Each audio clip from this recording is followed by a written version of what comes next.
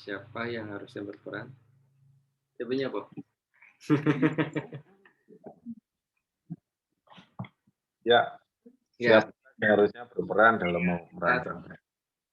apa namanya, seharusnya Bang Tuhan, cuma kadang kan kita juga berperan juga, maksudnya gimana ya, rasa cinta rasa kan itu, diberikan sama Tuhan. rasa cinta Tuhan. Nah, terus kita yang menentukan, maksudnya apakah kita akan menikah dengan seseorang atau enggak kan kita sendiri yang menentukan. Cuma Tuhan bekerja untuk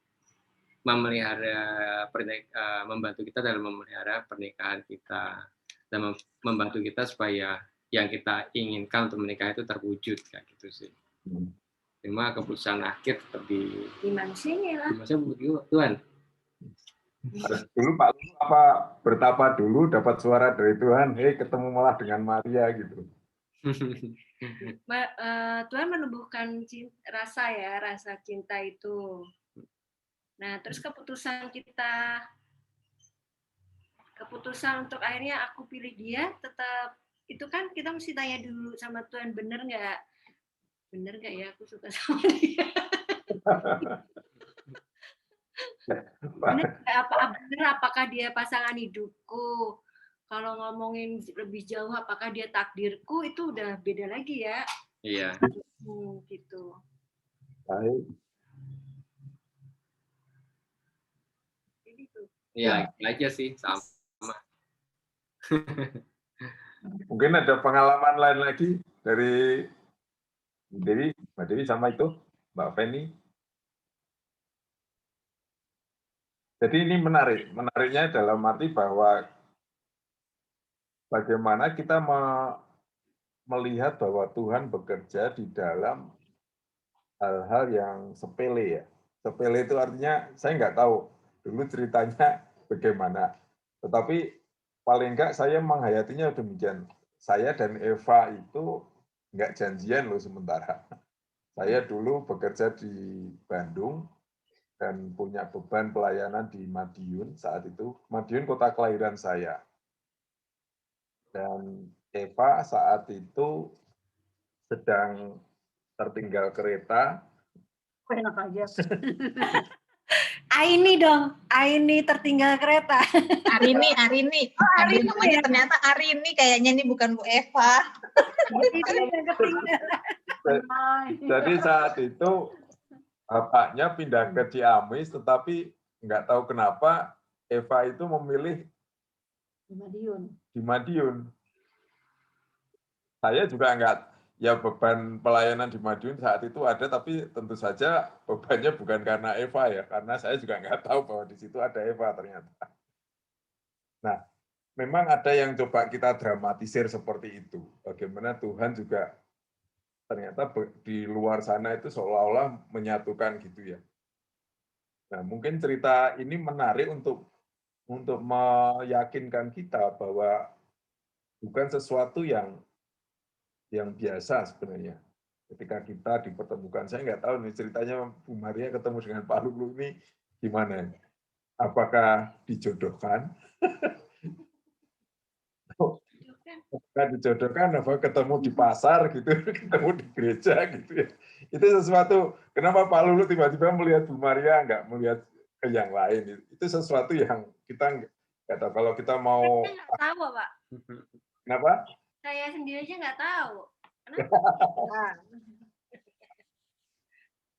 Itu uniknya Tuhan bekerja. Ya, silakan. Mungkin keunikan-keunikan ini juga dialami oleh keluarga-keluarga.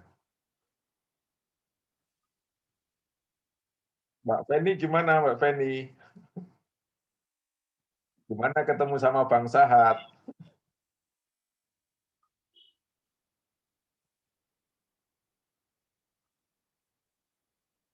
Silakan kalau mau share.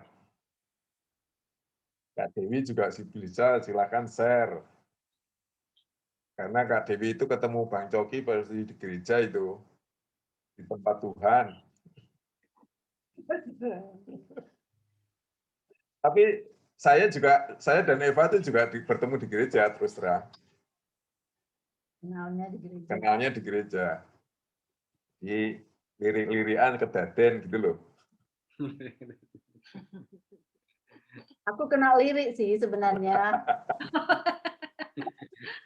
Berarti itu dong, ada lagu latar belakang lagunya nggak? Lirikan matamu, Cie. Kamu gitu ya.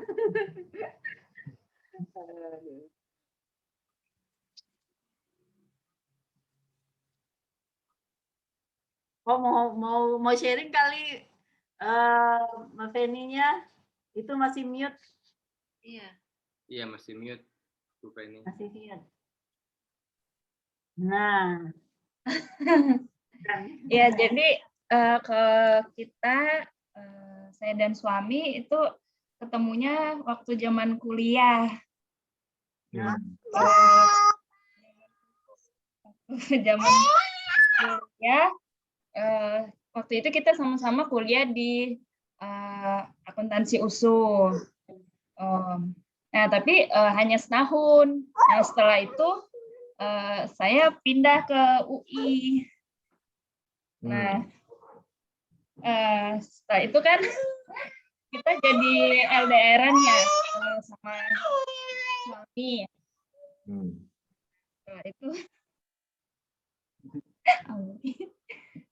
Setelah itu sempat ya intinya sampai kuliah, terus selesai kuliah, terus bekerja, akhirnya memutuskan untuk menikah. Jadi mungkin ini sih karena udah kenal dari kuliah, istilahnya udah tahu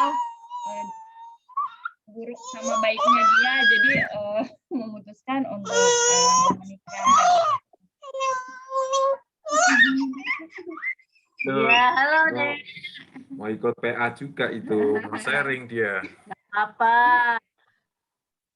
Ya gitu sih cerita saya dan suami. Jadi emang udah kenalnya dari sejak kuliah.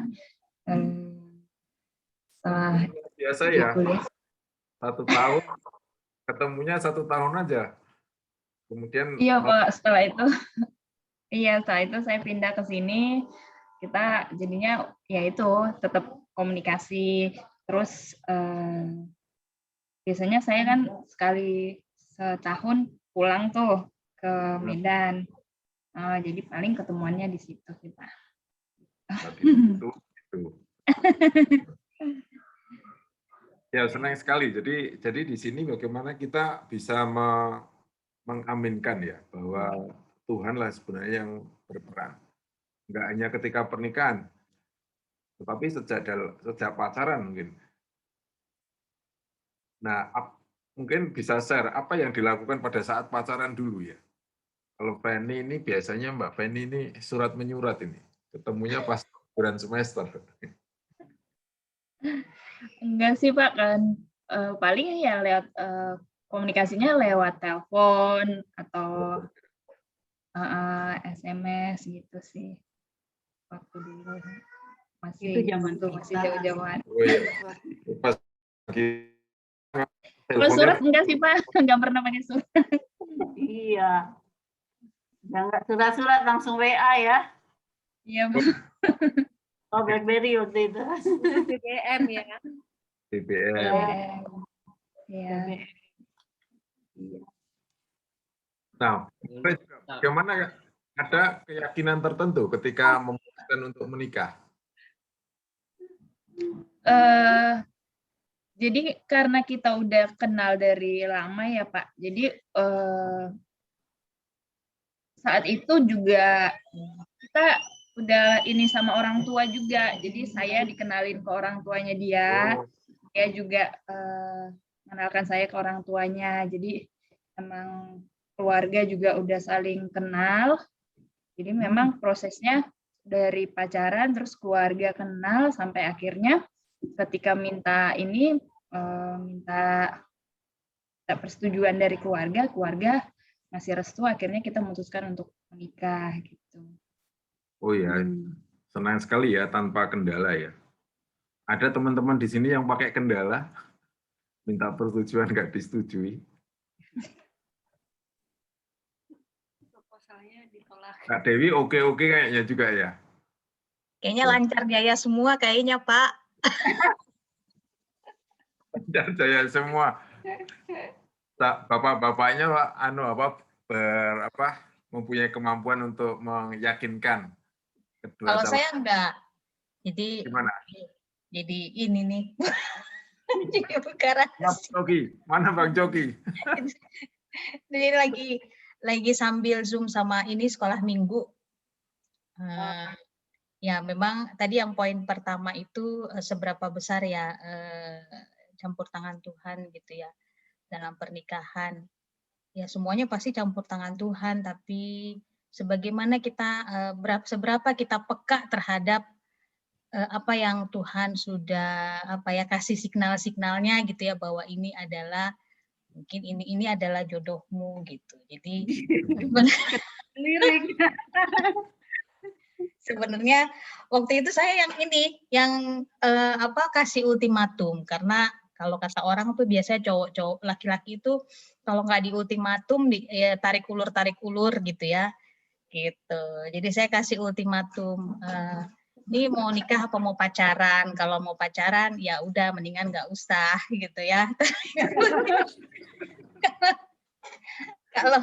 kalau aku mau serius gitu ya, jadi saya kasih tenggat waktu, pokoknya setahun nggak boleh lama-lama gitu. Express ya. Ya kebetulan sih karena udah temenan ya, jadi sedikit banyak sudah tahu lah latar belakang, historisnya dia juga udah tahu gitu. Nah itu mungkin ya benar juga ya, memang semuanya campur tangan Tuhan, tapi seberapa besar atau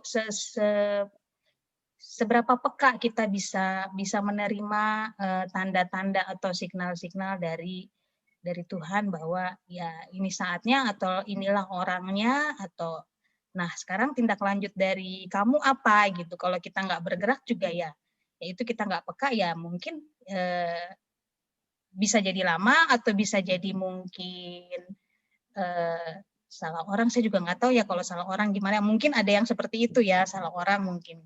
Itu sih sebenarnya kalau dari kisah kami gitu Pak, Bu. Terima kasih. Sempat minta tanda sama Tuhan nggak, Kak Dewi? Minta tanda, iya. Iya sih, minta tanda iya. Waktu itu apa ya, saya sampai baca buku mengambil keputusan dari karangan John Grisham apa siapa ya, saya lupa. Mengambil keputusan, karena memang saat itu saya juga memang lagi bergumul ya, apakah ini tepat, apakah ini sudah saatnya. Ya seperti itu sih salah satunya ya yang saya ambil gitu tindakannya. Ya tanda-tandanya itu kalau misalnya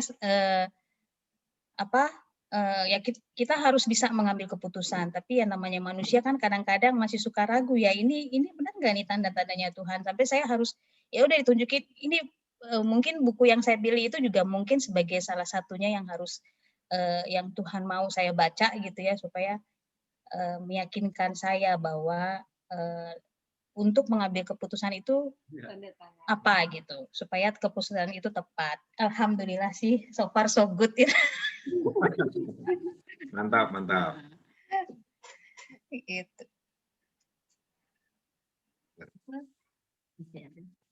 Sudah ya? Setahun.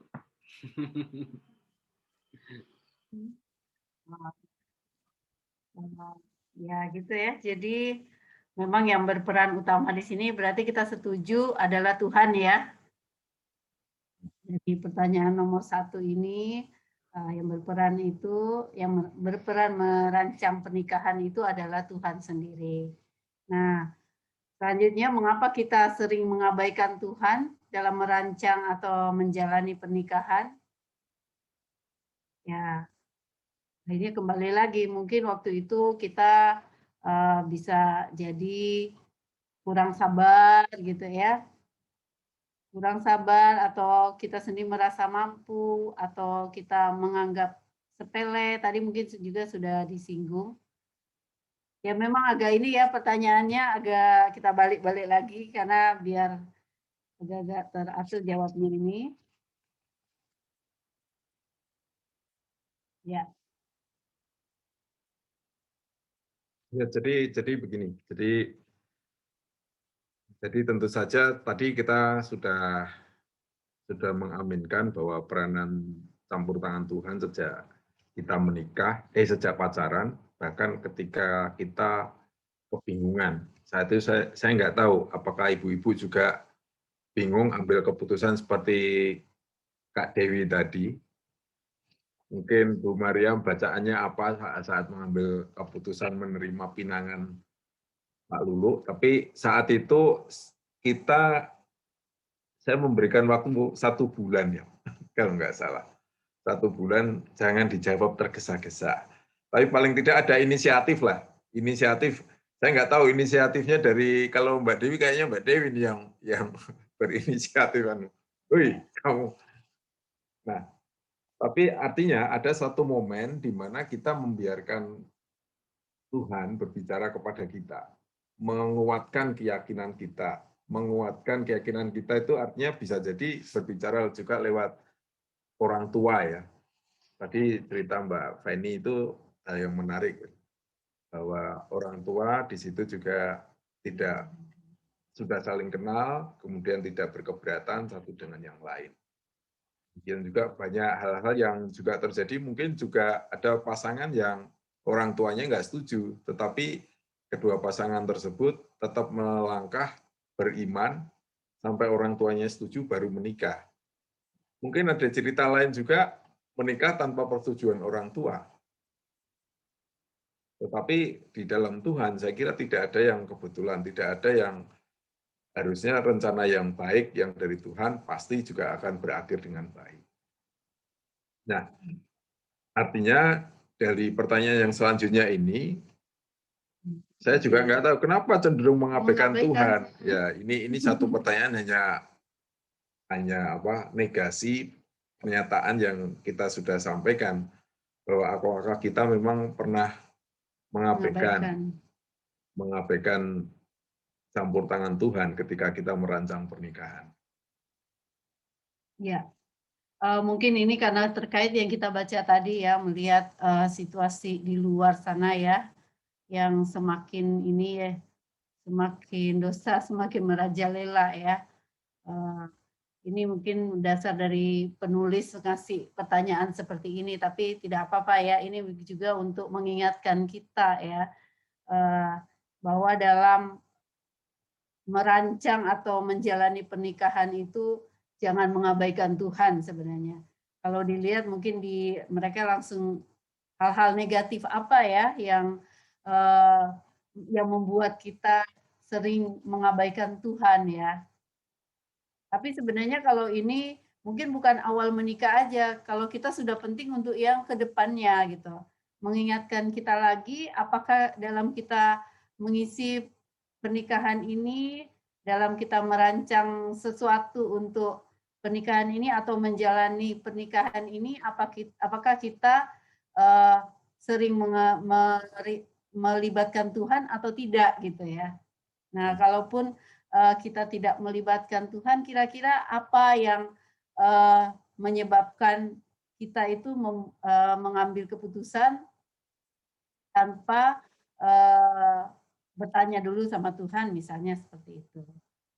Nah, ini mungkin yang sedikit kita singgung gitu ya. Kira-kira apa yang membuat kita, wah ternyata misalnya untuk mengisi pernikahan ini, misalnya bagaimana seseorang, maksudnya suami atau istri dalam berkomunikasi, misalnya seperti itu. Atau dalam kasus anak mau sekolah masuk di mana gitu kan. Kadang ada keputusan-keputusan yang udah di sini aja gitu, tanpa mungkin kita mendoakan dulu seperti itu. Nah, itu mungkin yang akan penulis maunya kita juga memikirkan tentang itu ya. Jadi kalau kita kan sudah di dalam hidup dalam pernikahan, jadi bukan mau menikah lagi ya. Ini sudah dalam pernikahan. Jadi kira-kira apa yang sering kita buat, yang maksudnya yang sering kita abaikan Tuhan dalam merancang atau menjalani pernikahan kita. Silakan nih. Pikirkan kira-kira apa. Sebagai contoh, ini mungkin langsung di nomor 2 ini, bagaimana proses keterlibatan Tuhan dalam merancang dan melaksanakan kehidupan pernikahan. Jadi kami pernah berbeda pendapat tentang sekolah anak. Ya, sehingga waktu itu untuk anak yang kedua saya meminta waktu secara khusus itu untuk memikirkan bahwa apa yang diputuskan istri saya, dia sepakat mendukung rencana sekolah anak kami, kemudian saya memerlukan waktu 2 bulan untuk mengiyakan. Nah, apakah hal-hal tersebut otomatis terjadi di dalam kehidupan pernikahan sekalian? Artinya kita berbeda pendapat, tapi yang satu kemudian yang merelakan untuk menyendiri mengambil keputusan untuk akhirnya kita ketemu lagi dan memutuskan sesuatu hal yang baik. Bagi saya adalah saat itu ya langkah iman, meskipun bagi istri saya itu sebagai sesuatu yang ya pertimbangan istri lain lagi. Nah, seperti itu. Karena pada prakteknya ketika kita memulai itu memang tidak akan secara cepat ya. Mungkin ada yang mendahului seperti kami dulu di awal pernikahan akan ya berantemnya duluan gitu ya. Ayel-ayelan dulu baru ketemu solusi. Ketemu solusinya itu ya akhirnya kita saling memahami, saling menerima satu dengan yang lain. Itu adalah bagaimana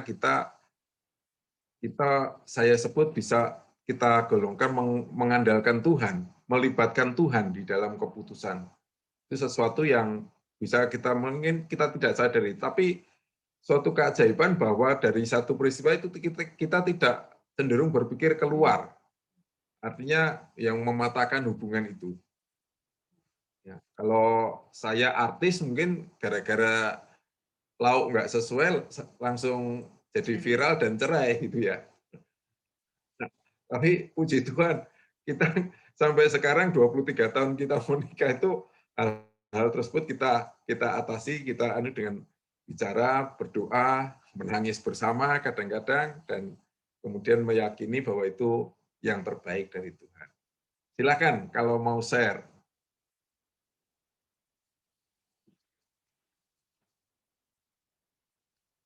Sebenarnya apa masalah-masalah di usia pernikahan kalian ini?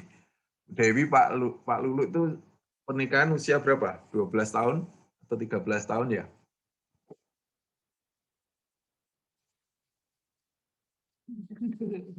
Pak Lulu sibuk ngitung itu. Begitu. Pak Lulu lupa.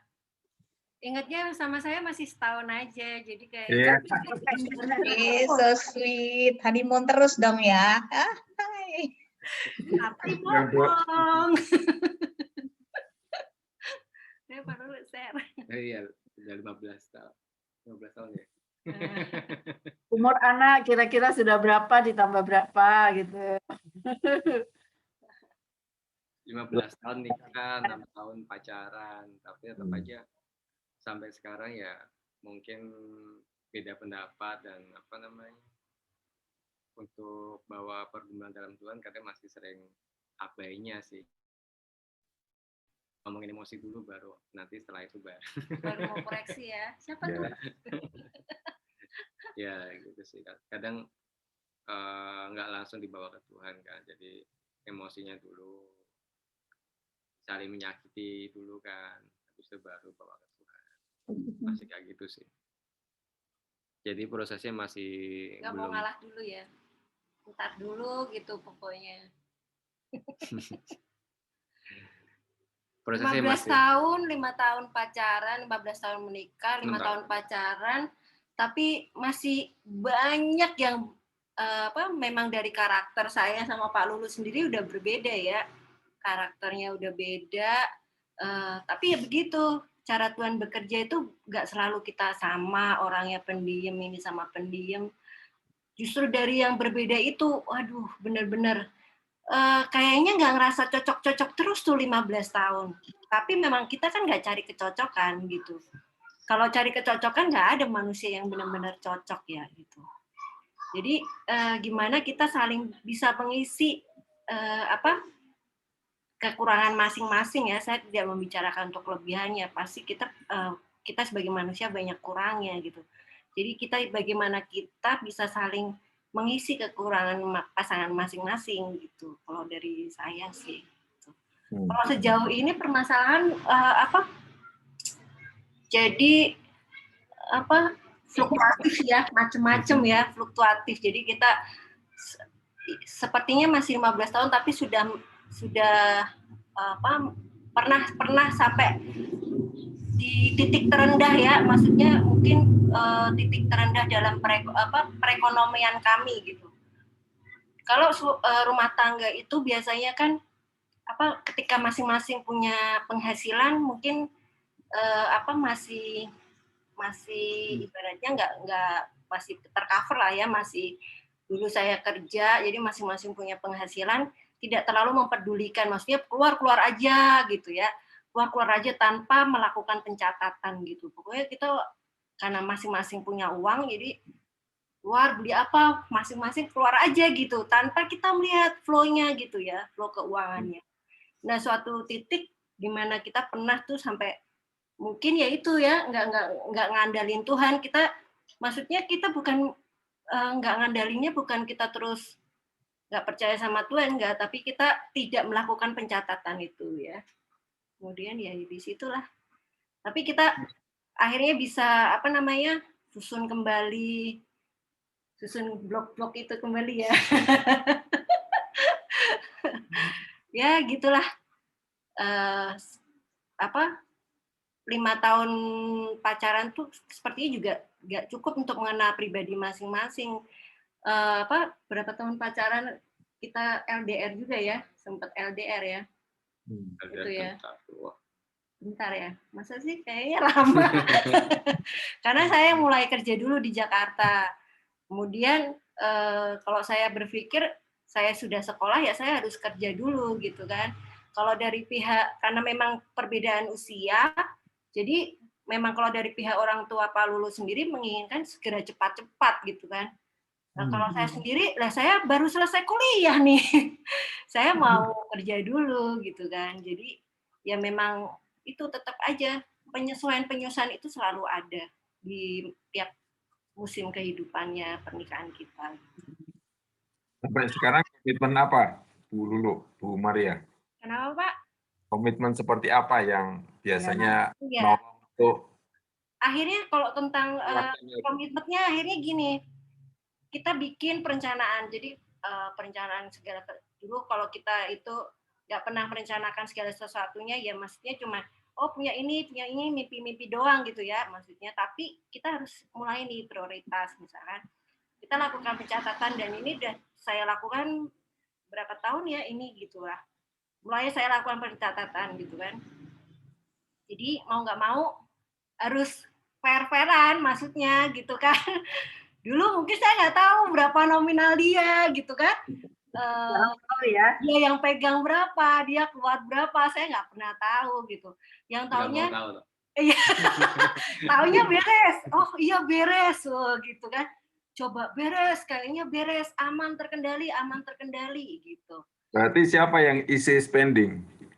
Yang mudah membelanjakan? Siapa yang mudah menyimpan?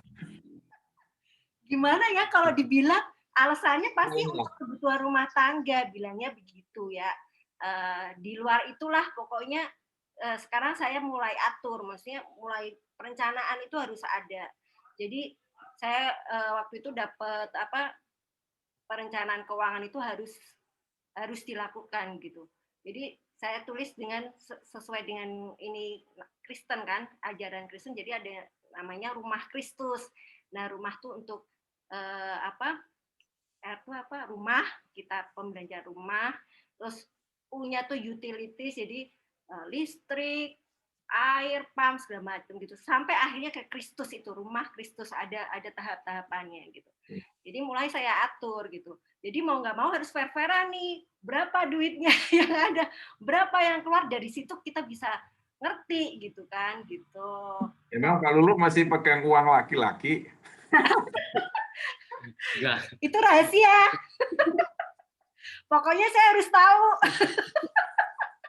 bisik-bisik nih. Gitu. Udah berapa tahun lah ya, puji Tuhan, maksudnya belahan, tapi ya memang ada ego yang harus dikorbankan ya. Itu memang semua ada konsekuensinya, ada ego yang harus dibayar, ya ada apa istilahnya? Begitu. Jadi di keluarga kami juga bukan tentang masalah keuangan, kadang tentang ketersinggungan ya. Jadi saya ini kan pendiam. Pak In diam kalau lagi tidur. Kalau istri saya ceplas-ceplos, jadi seringkali itu memang jadi problem ketika saya sebagai orang Jawa, tipikal orang Jawa biasanya nyimpen ya. Nah, seperti ini. Jadi itu sempat jadi problem, tapi pada waktu itu mungkin atas saran siapa ya, pembimbing kita ya. Wah, kalau yang tersinggung harus ngomong gitu. Enggak, kita sendiri. Oh ya, kita sendiri. Jadi gini, kalau kalau ada yang tersinggung, harus dia yang ngomong duluan. Jadi kan kalau misalnya suami tersinggung, istrinya kan udah saya biasa-biasa aja perasaan, tapi ternyata dia tersinggung. Jadi kalau yang tersinggung itu yang ngomong duluan gitu. Maaf, aku tersinggung gitu. Misalnya begitu. Jadi kalau kami ya seperti itu. Tapi menarik juga nih kalau pencatatan. Terus terang kalau saya sendiri susah itu bikin pencatatan. Sudah pernah beli buku sampai berapa buku tentang keuangan, debit, maksudnya pengeluaran, penerimaan. Mungkin halaman pertama, kedua masih isi, selanjutnya kosong belum.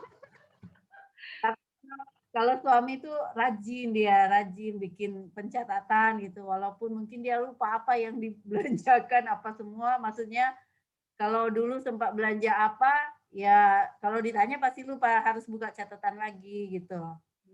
Jadi memang ya mungkin itulah salah satu dari kita, ternyata Tuhan beri kedisiplinan untuk mencatat. Tapi itu suami, kalau saya enggak. Mungkin kalau istri tugasnya ngabisin ya, Bu. Harusnya gitu ya. Cepat habis, makin cepat ditambah, Bu Maria. Oh iya, puji Tuhan. Tuh ya, berarti aku harus habisin. Ya, memang kalau nggak direncanakan ya memang kayak gitu. Kalau dulu cuman memang kita harus menyesuaikan sih ya. Rencananya sih pingin yang udah rencananya sudah cukup gitu, maksudnya oh iya apa ekonomi yang kita terima sudah cukup dengan yang akan kita keluarkan. Tapi kadang kenyataan pas belanja, wah ternyata harganya beda gitu kan. Sementara kebutuhan ada gitu kan, kita tetap butuh gitu. Jadi nah itu dia sebenarnya yang awal-awal kita agak ya memang suka agak ribut, sampai saya bilang udah mau belanja aja, sini belanjaannya nanti saya yang masak gitu. Saya nggak mau dituduh pakai uangnya suami sampai segitu kan.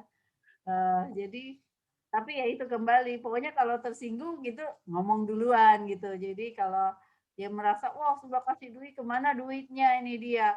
Dan saya nggak pernah catat ya, saya juga kadang lupa belanja apa aja, tapi yang penting ada belanjaannya, kalau mau dilihat ada di situ gitu. Seperti itu untuk hal-hal kecil gitu. Jadi ya gitulah Pak Lulu, kami juga udah merasakan itu. Ya. Kalau Bu Feni gimana Bu Feni? Juntan Akuntansi ini lebih disiplin. Kalau dibilang perencanaan sih kita juga sama ya Pak, nggak buat perencanaan keuangan. Cuman memang kalau biasalah kalau misalnya udah belanja terus akhir bulan kayaknya keuangan semakin menipis, sudah mulai tuh saya uring-uringan.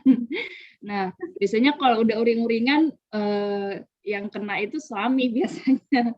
Nah jadi emang udah beberapa kali sih suami bilang, makanya kalau ini dibuat aja pembukuan atau perencanaannya biar keuangannya tahu kemana. Jadi nggak uring-uringan kayak gini tiap bulan gitu. Cuman di sayanya sih sampai sekarang kayak ntar lah dulu, ntar.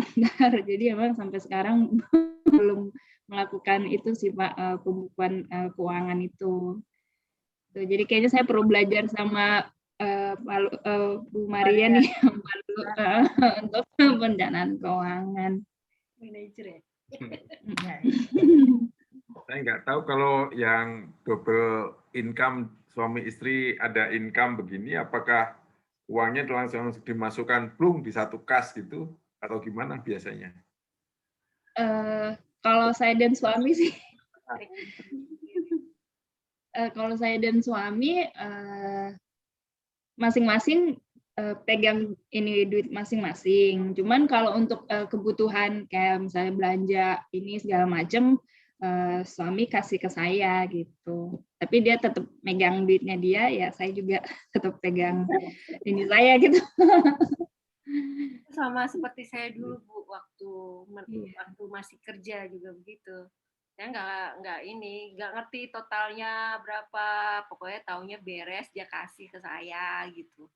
Nggak pernah tahu mau pendapatannya di berapa, nggak tahu. Yang penting jaga ke. Kalau habis uangnya saya, habis gitu, minta gitu kan, kayak taunya beres gitu. Sambil marah ya? Iya.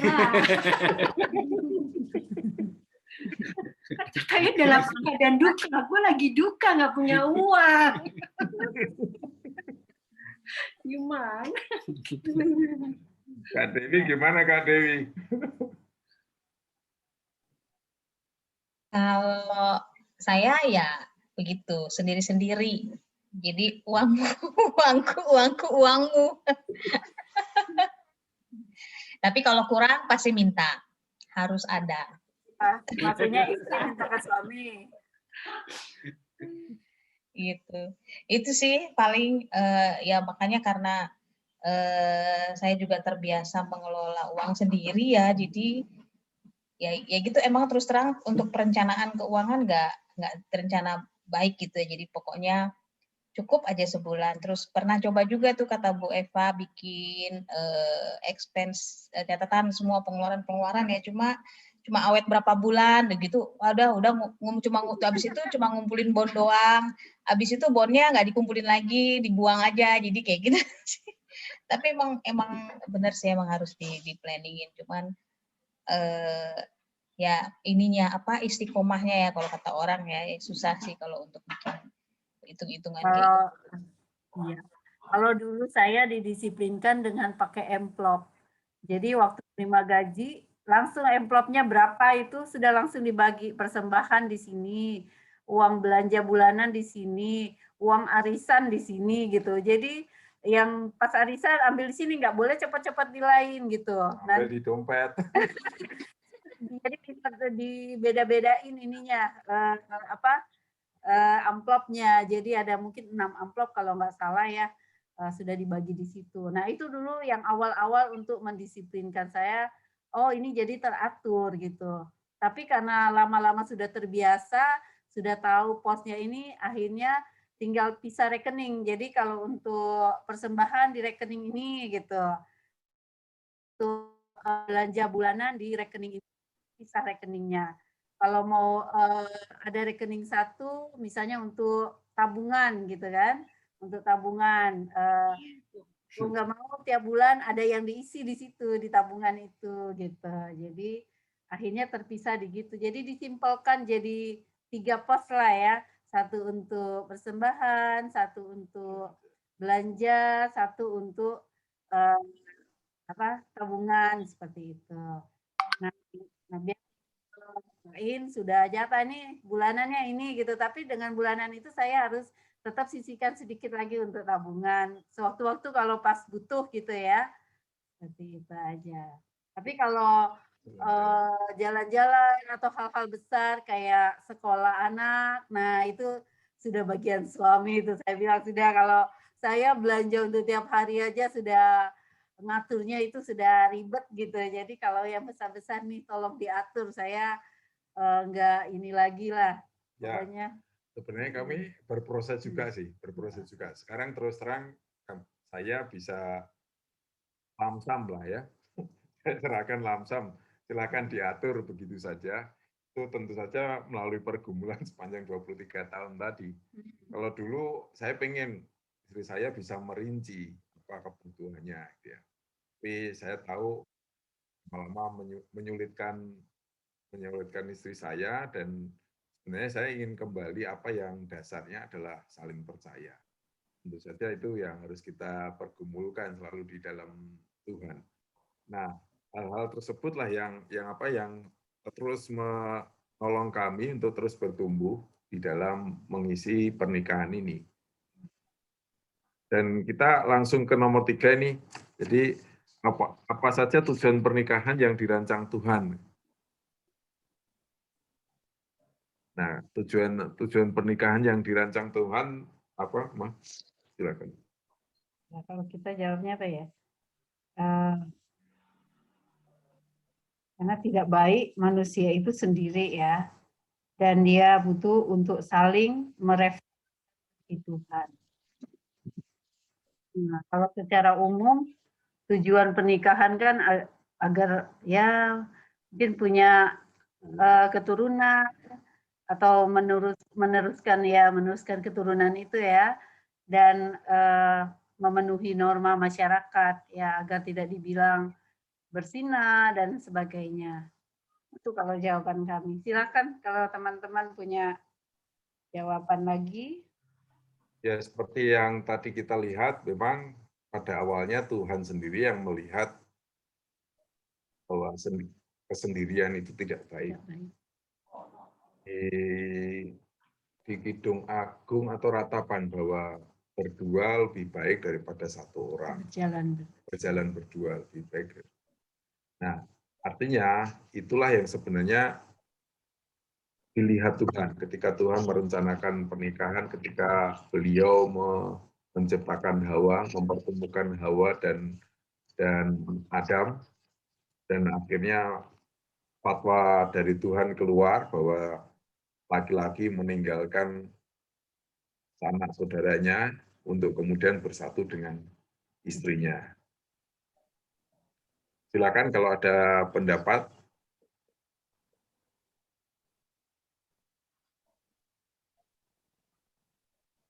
Atau pertanyaan yang bisa memancing memancing pemikiran kita. Silakan.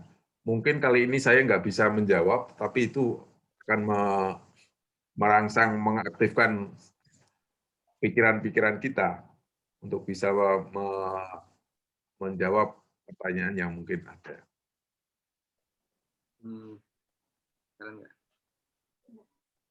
Jadi mungkin tambahan juga untuk membentuk keluarga yang maksudnya membesarkan anak sesuai dengan firman Tuhan, gitu kan. Nah, jadi kan kalau kita bukan cuma menghasilkan keturunan, tapi juga untuk membentuk keluarga Kristen yang diteruskan ke anak cucu kita, seperti itu sih. Jadi kita memberi contoh kepada anak-anak kita atau mengajari mereka supaya menjadi keluarga Kristen, itu juga maksudnya jadi tujuan pernikahan. Baik, terima kasih. Ada tanggapan lain? Oh, Pak Mungki atau Bu Patricia nih, silakan nih. Belum menyampaikan pendapatnya ini.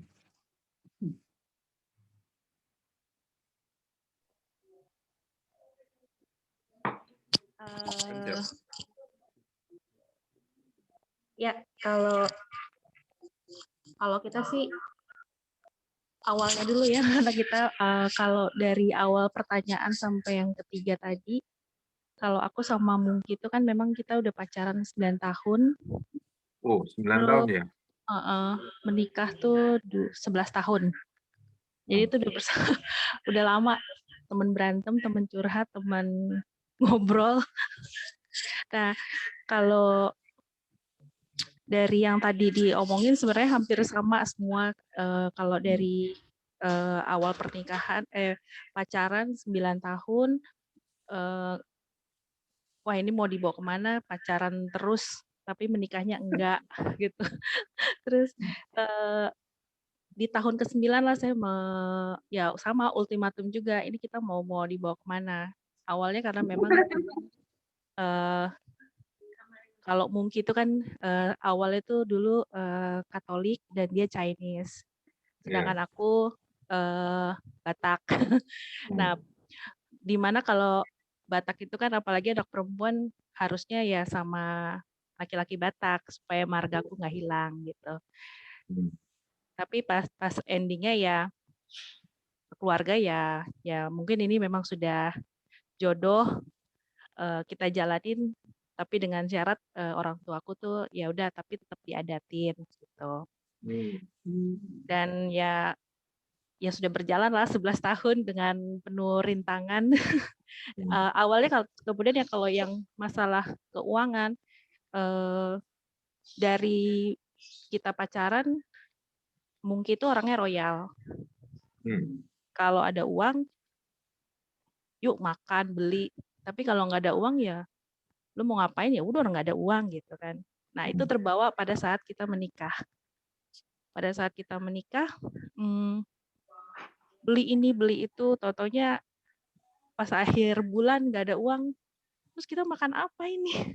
Berasnya udah nggak ada gitu. Nah aku tuh sempat terbawa seperti itu dan akhirnya pokoknya kita nggak boleh kayak gini terus. Kalau ada uang ya kita sisihin untuk kita uang belanja, untuk uang yang lain-lain gitu. Dan suatu ketika kita ada masalah juga, mungkin waktu itu sempat tidak bekerja karena dari perusahaan memang sudah tidak ada project lagi.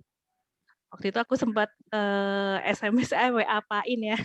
Pak doain dong, aduh gimana nih yang biasa kita ada pemasukan 2 orang, terus hanya 1 ya agak jomplang karena ya ada biaya-biaya yang harus kami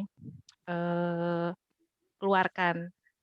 Itu aku udah, aduh aku sebagai tulang punggung sendiri nih, bagaimana caranya? Terus aku ya berdoa aja, mudah-mudahan ada mukjizat lah, mudah-mudahan pasti nanti ada pekerjaan baru dan akhirnya ya nggak lama dipanggil lagi untuk bekerja dan dari situ ya kita bisa mengatur keuangan kita kembali. Jadi seperti itu udah titik paling rendah, wah gimana nih kita mengatur keuangan kita yang hanya 1 income itu dari saya dan kita harus bayar sekolah, bayar ini, bayar itu dan sampai kami juga harus menjual waktu itu kita berjuang untuk bisa beli mobil sendiri, beli rumah juga sendiri. Jadi dari pernikahan pun kenapa kita 9 tahun tuh pacaran mikirnya karena kita menikah memang ingin biaya sendiri berdua gitu karena kita sadar bahwa orang tua kita ya masing-masing itu sudah tidak bekerja, pensiunan seperti itu. Nah dari situ ya setelah mengalami kesulitan itu ya kita bangun kembali, ya mudah-mudahan nggak lupa bahwa semua tuh harus kembali ke Tuhan gitu loh. Jangan kita sempat melupakan hal itu sehingga kita memang sangat drop waktu itu. Wah kita emang sebenarnya kita salah nih bahwa kita melupakan Tuhan gitu. Sempat kami juga lupa bahwa kami harus memberikan perpuluhan. Itu yang membuat kita langsung, oh iya kita lupa bahwa kita punya kewajiban bahwa kita harus memberikan perpuluhan. Itu yang titik yang kita mikir salah apa ya kita ya gitu. Kenapa kita jadi kayak begini? Kenapa kamu harus tidak bekerja? Dan itu tahun lah kita mengalami hal itu dan setelah terjadi hal itu ya kita bangkit sedikit demi sedikit gitu. Kemudian kalau untuk keluarga kita apalagi kalau untuk anak ada cara berbeda antara aku sama Mungki tuh untuk mengajar Kenneth yang dia tahu bahwa dia anak tunggal, dia mempunyai rasa yang mungkin egoisnya sangat tinggi, dia merasa apapun yang dia mau pasti dikasih gitu. Nah, kalau mungkin agak keras, kalau saya agak lembut. Jadi ada perbedaan lah kalau untuk mengajar anak gitu. Kalau keras, aduh aku jadi takut nih, jangan sampai nanti hilaf, kita pukul, kita cubit gitu kan. Dan itu sempat terjadi gitu. Itu yang kadang kalau untuk mengajar anak sih yang kita, aduh Pi, kita jangan seperti ini, takutnya nanti dia jadi sakit hati ke kita. Tapi kalau nggak digituin, nanti dia nggak ngerti mana yang benar, mana yang salah gitu. Seperti itu sih kalau pengalaman dari kita. Terima kasih, Mbak Betis. Sekarang Pak Mungki itu berarti marganya apa? Dia jadi Huta Galung.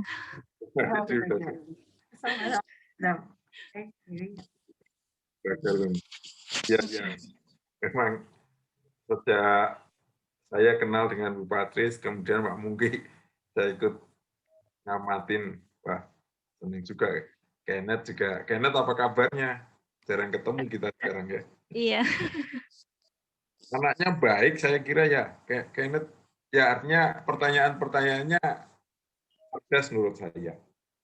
Ya ini artinya jangan, mungkin jemu sebagai orang tua, tapi jangan lupa mengeksplor kecerdasan Kenneth ini. Iya. Ya bersyukur ya, berarti bahwa hasilnya pulih. Tetapi gini, sebenarnya apa yang membuat Bu Patri sama Pak Mungki waktu itu bisa bertahan ya, sekalipun ada badainya, apakah finansial, apakah hubungan keluarga dan lain sebagainya. Apakah 9 tahun Pak, tadi ada dampaknya pacaran sekian lama terhadap pernikahan? Iya, kalau pacaran 9 tahun tuh emang kata orang, wah lu pacaran udah bisa punya anak 2 itu 9 tahun. Aduh, cuman ya itu dia, karena awalnya mungkin ada ketakutan di kita berdua, bahwa kita sadar masing-masing bahwa kita memiliki suku yang berbeda, kemudian Mungki Katolik dan aku Protestan gitu. Tapi gak lupa juga ya kita dengan gimana nih kalau kita menghadap, kita kan juga harus tahu bahwa kita punya uang berapa nih, kan orang Batak biasanya harus dibeli. Yeah. Lo punya uang berapa supaya bisa nikahin anak Sinamot gue ya? gitu. Itu kan kasar, iya sinamotnya. Terus di situ kita berdoa sih, Tuhan kalau emang tahun ini adalah jalannya kita, bukakan jalan, itu sih awalnya. Dan nggak tahu kenapa ya memang pada saat itu tiba-tiba mungkin keluar bonusnya. Jadi dia bisa datang bilang ke orang tua, saya punya uang sekian, berniat baik untuk menikah gitu kan. Tapi sebenarnya bukan dilihat dari duitnya juga, cuman maksudnya keberanian Mungki untuk menghadapi orang tua aku, yang dimana katanya kan kalau orang Batak itu wah harus punya uang berapa nih, harus tata nanti caranya itu kan panjang dan lebar gitu. Ya akhirnya ya orang tua sebenarnya pada akhirnya memang sebenarnya nggak ada masalah, ya udah mau suku apapun yang penting baik, bertanggung jawab. Ya seperti itulah kalau keinginan orang tua kan, yang penting satu iman gitu. Dan ya kejadian masalah dari keluarga yang finansial ya cuman berdoa sih Pak. Doa satu-satunya yang ampuh saat kita susah, sedih, terpuruk, ya cuman Tuhan aja teman bicara, walaupun harus mengeluarkan air mata ya, tapi buktinya kan Tuhan kasih jalan. Amin. Baik, terima kasih untuk sharingnya ya. Semua membukakan bahwa memang kita masih dan harus mengandalkan Tuhan di dalam pernikahan. Gak hanya selesai dirancangkan pernikahan, begitu pernikahan sudah kita jalan dengan keinginan kita masing-masing. Tapi kita tetap harus mengandalkan Tuhan. Nah, kita lanjutkan aja, supaya ini sudah nggak kesorean. Batasan apa yang diberikan Tuhan kepada lembaga pernikahan? Dan mengapa batasan ini banyak diabaikan?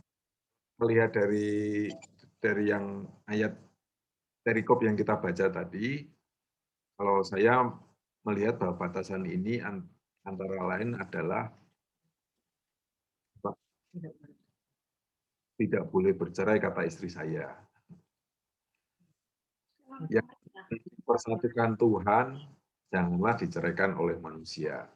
Mungkin ada prinsip lain, batasan yang dikehendaki Tuhan kepada lembaga pernikahan. Pasangannya satu aja. Ya. Pasangannya lain. Dan pasangannya kalau laki-laki dengan perempuan, perempuan dan laki-laki gitu. Iya. Iya. Ada lagi yang melihat? Mungkin itu ya, apa meninggalkan tadi ya. Artinya saya mendorong ini untuk kita, ini pertanyaan yang juga kepada teman-teman kita, adik-adik kita yang ikut bina pranikah itu ya. Jadi konsep meninggalkan ini. Jadi konsep meninggalkan supaya kita menanggalkan kepentingan keluarga kita masing-masing. Karena walaupun ayat di firman Tuhan bahwa meninggalkan ayahnya dan ibunya bersatu dengan istrinya itu tidak hanya dipahami secara harafiah, tetapi juga secara makna yang di dalamnya. Jadi meninggalkan permasalahan dan lain sebagainya. Itu artinya begini, segala masalah yang terjadi di keluarga istri saya maupun yang terjadi di keluarga saya, itu harus kita simpulkan. Berakhir di kita masing-masing untuk kita diskusikan. Sehingga ketika kita diskusi adalah diskusi untuk pasangan, jadi bukan untuk masing-masing mengutamakan keluarganya masing-masing. Silakan, ada lagi?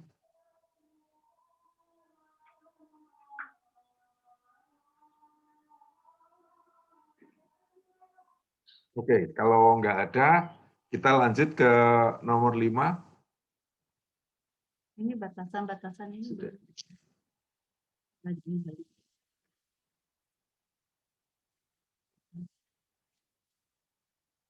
Bu Maria, silakan. Cepat, Dian.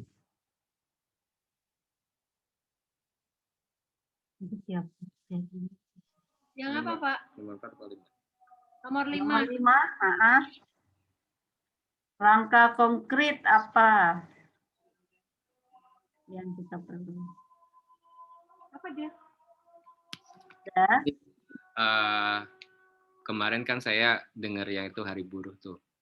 Jadi 8 jam bekerja, 8 jam istirahat, 8 jam rekreasi. Itu diterapkan juga di keluarga.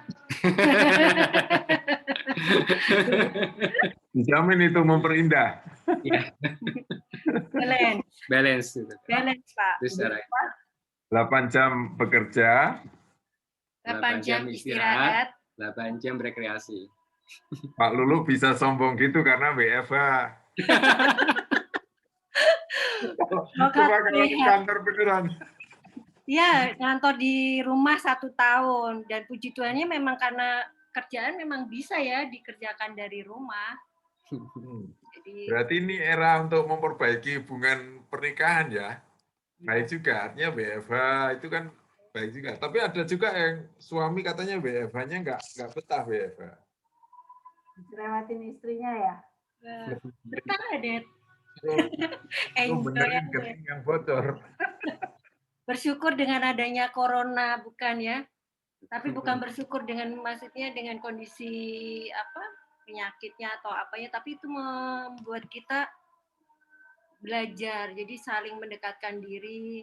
Jadi dia juga tahu ketika anak-anak sekolah seperti apa gitu kan, biasanya juga paling dengar cerita dari saya kan gitu. Tapi sekarang dengan begitu dia bisa melihat langsung gitu.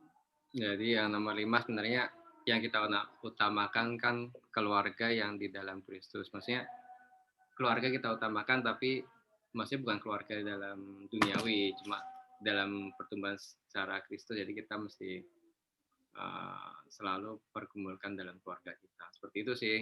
Jadi ya pembagian waktu juga mungkin yang tadi saya sampaikan itu kan dari itu yang diperjuangkan buruh waktu itu. Tapi memang itu relevan juga buat kita. Relevan maksudnya kita ada waktu buat rekreasi juga gitu kan. Jadi biar supaya kita juga nggak terlalu stres dengan keadaan kita.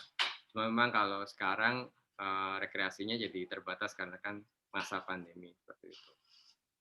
Jadi yang jam rekreasi dipakai untuk tidur ya, yang 6 jam. Rekreasi bisa nonton dari rumah, sama-sama nonton gitu. Nggak selalu dengan keluar uang sih sebenarnya ya. Jadi kita nonton bareng. Yang layarnya lebar di bioskop ya kita ganti layarnya kecil. Tapi sebenarnya bukan itunya, kebersamaannya aja. Jadi kan kalau kita nonton sama-sama bisa saling komentar nih, saling oh ini apa sih intinya cerita itu gitu. Terus kita bisa saat teduh sama-sama gitu. Nah yang kayak kemarin kita dengerin juga dari yang Philip Mantova ya. Jadi kasih itu tanpa syarat ya katanya ya. Jadi kasih agape gitu. Nah belajar ya semua itu kayaknya proses ya untuk seperti itu gitu. Ya. Selama kehidupan pernikahan selalu berproses dan selalu belajar. Selalu ada hal baru, selalu ada hal yang mengejutkan. Lagi dari pasangan, dari anak-anak gitu. Masih mungkin nggak? Masih muncul nggak keterkejutan dari Pak Lulu? Banyak. Terkejut membuat surprise dan semangat itu lebih banyak saya kira.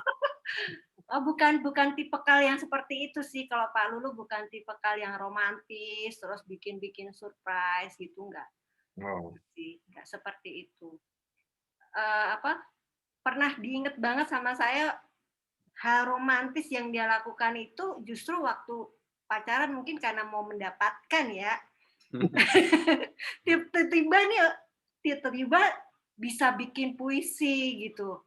Bikin puisi kalau zaman dulu karena saya kerja di Jakarta, dia masih di Semarang, ada surat gitu, bikin puisi di situ ada fotonya saya. Ini orang kok tumben banget gitu kan, sambet apa gitu.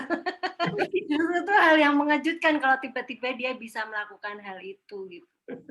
Berarti boleh dong sekarang diulang, bikinin lagi puisi. Gitu. Kalau hal romantisnya masak lah ya. Itu hal romantis. Bisa masak. Bagi saya gitu, itu romantis tuh. Bisa masak dia. Gimana Kak Dewi? Apa yang dilakukan untuk memperindah dan memperkaya pernikahan ini?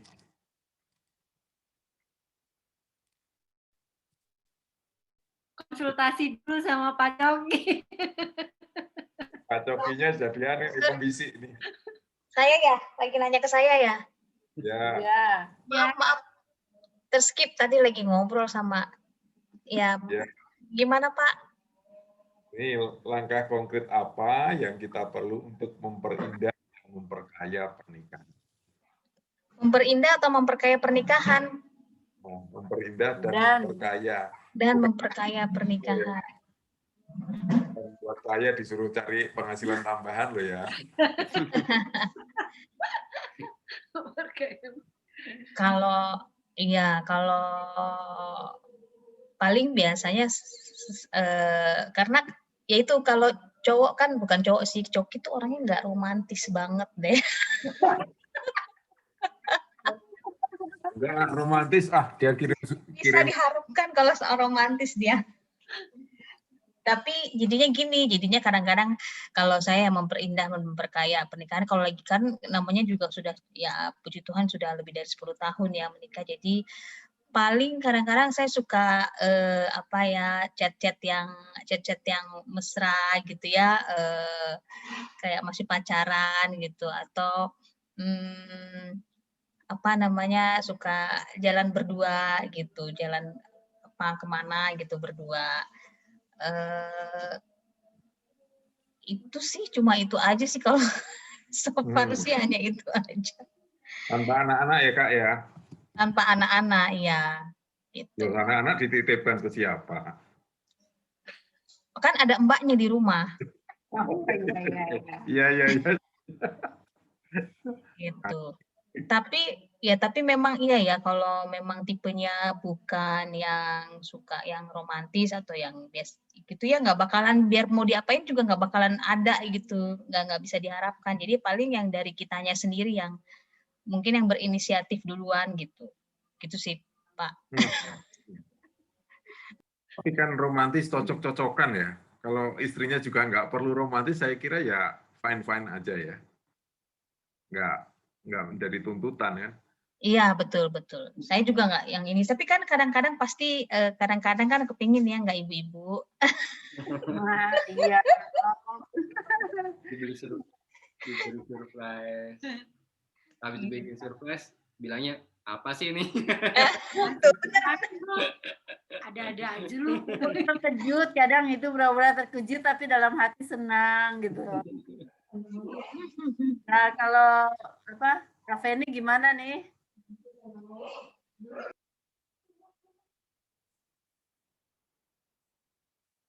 Mestinya Bang Sahat ini. Iya. Bang Sahat inisiatif untuk berindah dan memperkaya pernikahan. Kalau menurut saya sih, Bapak Ibu, kalau dari saya sendiri sih belum tahu ya gimana langkah konkretnya. Kalau kayak kami kan masih 3 tahun menikahnya, terus waktu pacaran dan menikah kan itu emang kalau kata orang emang beda karakternya istri saya dulu. Yang dulunya dulunya nggak terlalu suka marah-marah ya, sekarang udah suka marah-marah gitu. Jadi hal-hal yang bisa saya lakukan sih biasa misalnya kayak waktu dulu masih pacaran ya, seperti bicara WhatsApp romantis, sekarang nggak laku lagi gitu loh. Jadi kalau saya nggak laku lagi Pak. Jadi kalau sekarang sih kalau menurut saya masih tahap pengenalan kedua lagi ya. Artinya mendalami lagi, kita sama-sama belajar lagi. Jadi belum tahu langkah konkret itu bagaimana supaya pernikahan kita ini lebih ini lagi, karena kalau menurut saya sih antara kita berdua masih kadang ada swing mood gitu loh Pak, Bapak Ibu. Jadi hari ini masih baik-baik kan, tiba-tiba besok udah marah-marah, padahal karena hanya masalah kecil gitu loh. Jadi kalau sampai sekarang sih biarkan mengalir aja, apa yang bisa kita lakukan buat pasangan, menonton bareng kah, makan bareng kah, ya mungkin sampai segitu aja dulu yang kita pahami gitu loh Pak. Untuk konkretnya sih belum dapat sih kita ininya. Ya, tapi saya ingat ya, waktu itu memang energi terkuras ketika memperhatikan anak-anak kita ya. Sehingga waktu itu ada yang menolong kita untuk kita kembali ingat bahwa hubungan yang diatur oleh Tuhan, yang dikehendaki Tuhan, hubungan kita dengan istri ya. Anak itu bonus, tapi jangan sampai kita itu ngurusin bonus sampai kita melupakan hubungan itu. Nah, Kak Dewi atau siapa tadi menyarankan punya quality time lah ya, quality time antara kita dengan istri sekalipun kita sudah ada anak. Nah, kalau masalah beda Pak, kalau istri saya itu quality time-nya itu maunya pengen jalan gitu, tapi kalau saya sendiri yang penting bareng aja udah seneng Pak, saya sendiri Pak. Iya. Harus kayak gitu. Bukannya ditemani Bang Sahat, ditemani digandeng gitu loh. Digandeng masuk mall, kalau mau belanja digandeng supaya nggak belanja macam-macam. Biar nggak masuk ya ke outlet. Iya, tapi memang perlu diusahakan sih ya, perlu diusahakan. Kami juga dulu waktu masih punya kecil itu ada aja masalahnya, kayaknya kok yang diperhatikan anak aja ya. Tapi ya akhirnya sadar kalau berdua juga perlu punya waktu untuk berdua gitu. Entah kayak tadi mungkin jalan, anak sebentar dititipkan sebentar ke keluarga, ke siapa gitu ya, atau ke teman yang terdekat gitu. Udah kita emang sih nggak lama-lama, mungkin beberapa jam aja untuk berdua, untuk bisa berbicara dari hati ke hati lah gitu katanya. Jadi bisa berbicara lebih dalam gitu.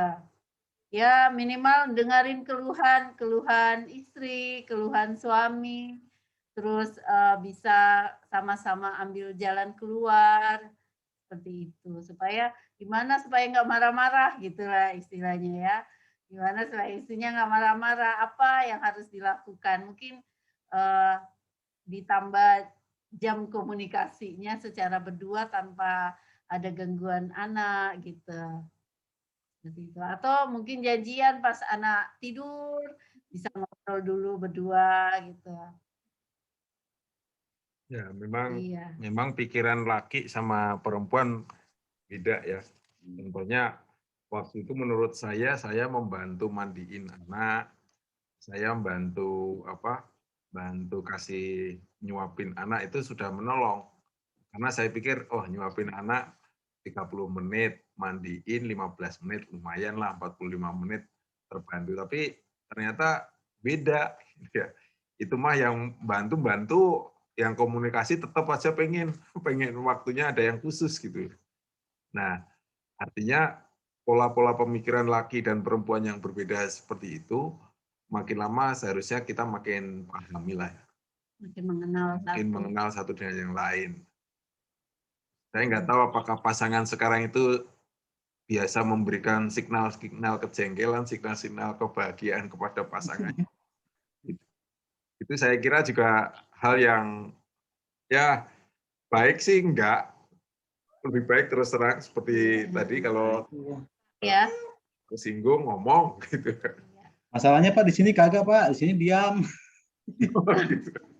Ya, saya pusing mau ngapain. Baca harus punya indera keenam itu. Iya. Nggak tahu salah apa-apa diam Pak. Cuman gimana ditanya diam. Ya susah. Makanya banyak masih perlu di ini sih Pak. Perlu belajar lagi sih. Ya kan. Kalau diam dirangkul aja Bang. Dirangkul kan paling parah nangis kan. Tapi bisa menolong untuk emosinya stabil, untuk bisa menyampaikan. Kayaknya. Emang gitu ya Pak, dirangkul ya? Berarti Bu Eva kalau lagi ini. Ya, dirangkul dan dibuka dompetnya. Enggak, yang terakhir enggak guyon. Benar. Dirangkul aja dan siap mendengar, jangan jadi gini, kalau aku lagi marah atau apa ya mungkin nggak usah dikasih kritikan, nggak usah kasih pendapat, udah didengerin aja. Kita mau ngomong apa, udah dirangkul aja udah gitu. Itu lumayan membuat kita hati itu ya sebagai istri agak ya diperhatikan, merasa disayang seperti itu.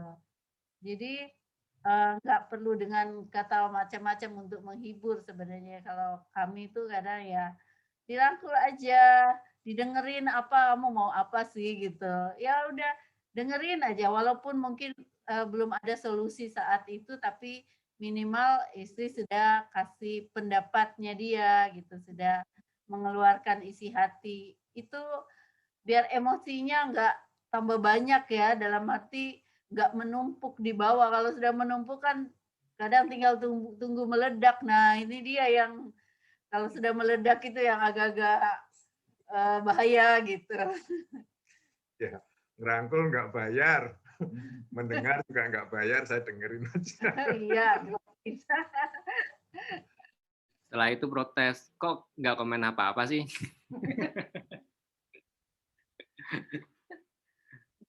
Enggak, kalau saya enggak gitu. Jadi kalau sudah didengerin sudah. Kalau mau tanya begitu harus siap-siap dikritik. Kalau buat saya mending saya ngomong aja udah gitu. Ya. Kapan Bapak Ibu terakhir merangkul pasangannya? Kemarin pas nonton video. Oke, itu nanti pertanyaan kita selanjutnya. Ini ada satu kasus yang menolong kita ya untuk ada kasus bagus ini. Mungkin Kak Dewi bisa membacakan kasusnya untuk kita semua. Sudah bisa terbaca, Kak Dewi? Bentar, yang mana Pak? Studi kasus. Studi kasus ada nggak Ali? Studi kasus. Oh, yang bawah ya. Ali seorang mahasiswa itu ya? Ya, ya. Iya. Ali seorang mahasiswa yang studinya lancar. Dia gampang bergaul dan mengenal banyak mahasiswi. Dan mengenal banyak mahasiswi cantik di kampus. Dia juga aktif di gereja. Di gereja dia tertarik pada Susi yang tamat SMK, pandai masak dan rajin. Susi kerja di restoran. Orang tua Susi sangat berharap Susi jadi dengan Ali. Ali rupanya ingin belajar terus sampai mencapai gelar S3. 4 tahun sesudah S1 dia menyelesaikan S3-nya. Dia tetap akrab dengan Susi dan hilang nih Pak. Halaman 13. Lanjutin. Aku lanjutin ya, Kak. Ya, oh ini ya. Oh iya ya, sorry. Di sebelahnya ya. Sorry, sok Bu Maria. Ada sini. Saya lanjutin ya. Oke. Sebentar. Dia tetap akrab dengan Susi dan sering bertemu di gereja. Ali merasa baik juga menikah dengan Susi karena dia pintar memasak dan lumayan cantik. Orang tua Ali kurang mendukung. Mereka merasa seorang dokter tidak cocok menikah dengan tamatan SMK saja. Mereka bergumul dan mohon nasihat. Anda bagaimana merancang masa depan mereka, di mana usia Ali sudah 30 tahun dan Susi sudah 29 tahun. Apa nasihat Anda pada Ali dan Susi? Dengan berpedoman pada firman Tuhan, hal-hal apakah yang seyogyanya diperhatikan Ali dan Susi sehubungan dengan rencana perkawinan mereka? Ya. Jadi ini paham ya masalahnya ya. Jadi masalahnya ini Susi sekolah di mana? Kenapa Ali kok ketemu Susi? Ini mungkin studi kasus yang kurang lebih bagaimana kesepadanan di dalam pernikahan dan lain sebagainya. Oke, kira-kira kita nasihatin apa nih pada Ali dan Susi?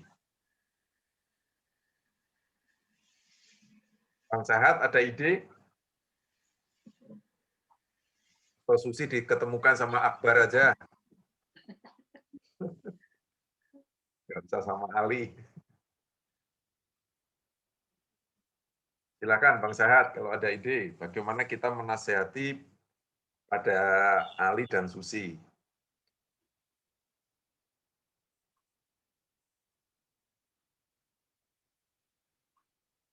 Oh, silakan siapa saja yang mau menyampaikan. Susah kayaknya itu, berat Pak. Masalah status. Mungkin awalnya gini sih. Kita ngelihat aja sebagai latar belakang memang benar yang dikatakan orang tua bahwa latar pendidikannya jomplang jauh ya dari SMK ke S3. Tapi kita lihat dari kacamata Tuhan bahwa mereka itu dipertemukan di gereja, artinya berarti mereka seiman dan itu syarat dari Tuhan sudah cukup. Jadi sekarang tinggal dari mereka mengimani bahwa mereka sudah dipertemukan Tuhan untuk menjadi satu keluarga atau mereka masih ragu-ragu. Jadi keputusan dari mereka sendiri untuk mereka mengimani bahwa kalau memang mereka sudah ditentukan Tuhan sebagai jodoh, ya mereka memperjuangkan di orang tua mereka. Seperti itu sih. Kalau saya enggak. Ali ketemu Susinya ini sudah S3 atau belum? Belum. Dia belum S3 ketemu Susinya, Pak. Dari sebelum S1 dia udah ketemu dulu. Sepertinya gitu sih. Kalau saya tinggal bilang gini nih.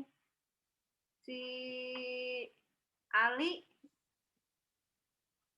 setelah nikah nanti Susinya suruh sekolah lagi aja, gampang kan? Dibayarin sama Ali. Nanti kamu sekolah lagi aja, nanti aku yang bayarin gitu. Atau cari beasiswa.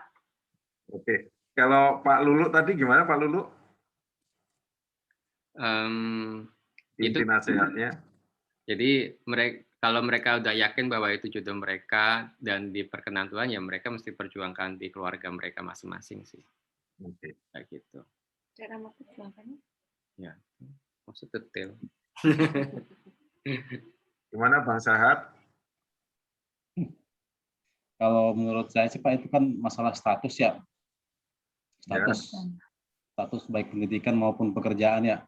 Sebenarnya itu kan tinggal bagaimana si Ali meyakinkan orang tuanya bahwa emang si Susi ini merupakan jodohnya yang dipilihkan Tuhan gitu. Nah, kalau kayak gitu sih kembali ke si Alinya sih Pak, bagaimana dia meyakinkan orang tuanya bahwa si Susi ini bakal bisa menjadi pendamping hidup yang bisa menjadi membantu si Ali berjalan dalam jalannya Tuhan. Mungkin seperti itu sih Pak. Tinggal si Alinya aja. Ya, nah bagaimana Ali dan Susi menempatkan dirinya ya? Karena oke lah mereka sama-sama cinta, sama-sama yakin. Bagaimana menolong keluarganya masing-masing sehubungan dengan isu-isu di atas tadi. Isunya itu orang tua Ali memandang pendidikan itu segalanya, sehingga kalau dapat yang lebih rendah nggak cocok. Kita tahu orang Susi kan ya sudahlah, mungkin wah ini punya mantu S3 oke juga gitu kan. Nah, tetapi kan kita ketika menikah itu juga ya dalam pernikahan di Indonesia ini yang menikah nggak hanya kita, tapi keluarga juga harus diperlakukan senyaman mungkin ya. Mungkin ada saran? Kak Dewi? Atau Feni kali belum? Atau Kak Feni? Sebagai Susi, bukan Susi.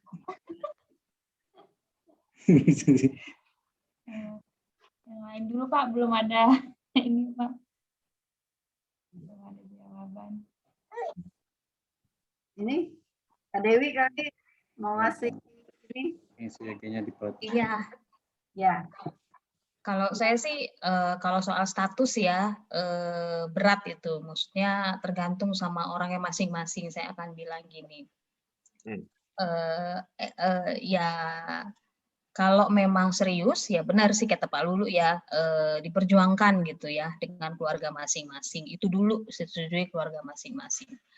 Apapun resikonya disetujui nggak setujui ya, yang mau membina hubungan adalah mereka berdua. Kalau misalnya memang nggak sama-sama ternyata punya ego, biasanya tuh tidak mau meninggalkan keluarga gitu ya.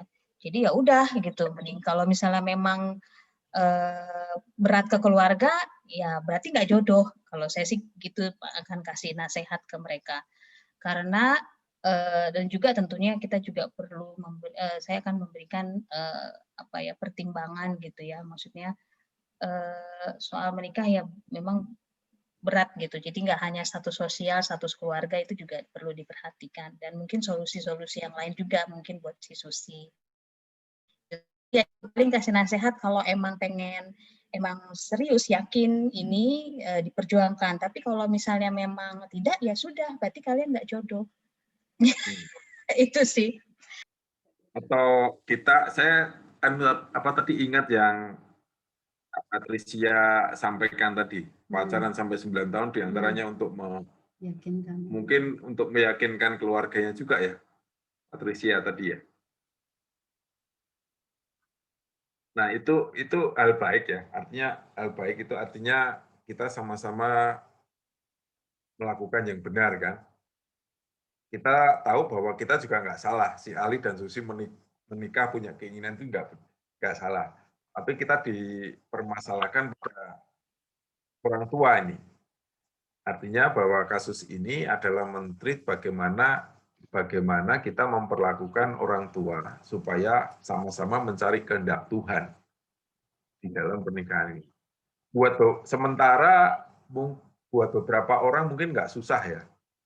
Nggak susah artinya ya sudah, tinggalin gitu ya. Mempunyai nyali sebesar itu juga bukan sesuatu yang gampang saya kira. Tetapi artinya di dalam Tuhan kalau jawaban aslinya ya seperti kalau kita yakin berjalanlah dengan iman ya. Karena pernikahan pun ya sepengalaman kami juga memerlukan iman di dalam melangkah. Meskipun kesulitan itu tidaklah sama. Nah, bagaimana Ali dan Susi ini sebenarnya adalah bagaimana kita menolong orang tua kita untuk saling memahami satu dengan yang lain tentang kebutuhan anaknya itu. Ini nggak gampang. Di Jawa mungkin nggak ada masalah ya, sedikit nggak ada masalah. Mungkin buat keluarga yang masih Keraton, Sultan gitu mungkin masalah. Di Tapanuli nih mungkin yang agak masalah ya. Sumatera lah ya, mungkin masalah. Tentu saja seperti tadi Kak Patris sama Pak Mungki yang Tionghoa, seperti artinya harapan bagi orang tua, bagaimana kita men-treat supaya harapan itu akhirnya bisa diluruskan, dibereskan sama Tuhan, sama keputusan-keputusan kita. Ya. Kalau ya, dan mungkin awal-awalnya kita memang sarankan mereka harus berdoa yang kenceng ya, maksudnya benar-benar berdoa. Pastilah Tuhan akan kasih tanda-tanda ya, seperti yang telah kita ngobrol tadi ya. Pasti Tuhan akan kasih tanda-tanda kalau mereka bisa bersatu gitu.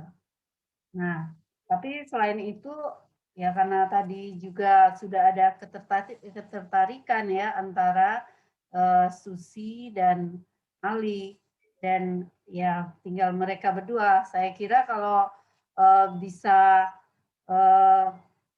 menyampaikan dengan baik lagi ke orang tua, mungkin ada hal, maksudnya ada jalan keluar dan orang tuanya bisa setuju. Tapi ya memang inti pertama memang harus didoakan dulu. Kalau apa itu? Yang keduanya apa ya? Dengan berpedoman pada firman Tuhan yang sebenarnya diperhatikan. Ya, dengan berpedoman pada firman Tuhan berarti ya mereka tetap harus menjaga supaya mereka tetap kudus ya, dalam arti ya satu dengan yang lain harus saling memikirkan gitu, menjaga hubungan mereka.